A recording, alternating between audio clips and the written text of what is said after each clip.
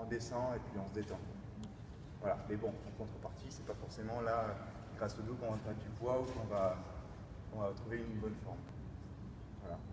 Après, sur une question de santé, enfin, il y a souvent le cliché que j'entends, c'est ah, j'ai mal au dos, il faudrait que je me mette à la natation.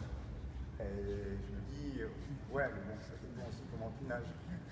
Si tu viens pour faire de la brasse tête hors de l'eau, ton dos il va pas s'assouplir et au contraire tu risques d'avoir plus mal au dos qu'avant quoi.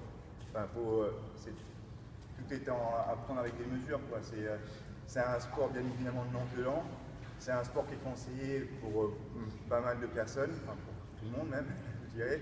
Mais si on a des problèmes de dos, il y a certaines techniques à éviter, comme la brasse, comme le papillon évidemment.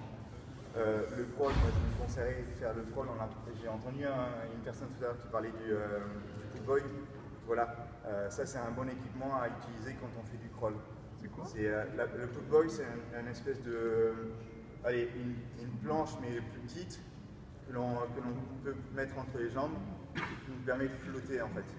Donc, grâce à ça déjà on arrête le battement de jambes, on n'a pas besoin de le faire. Mais on a tout le corps qui est à la surface grâce à ce footboy. Et donc forcément, le dos est moins cambré.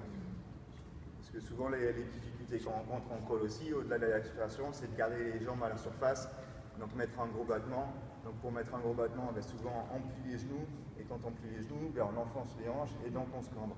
C'est pas forcément idéal. Encore une fois, si on utilise un footboy, si on utilise un tuba, des pannes évidemment, eh bien on va pouvoir bien évidemment s'aligner un petit peu plus.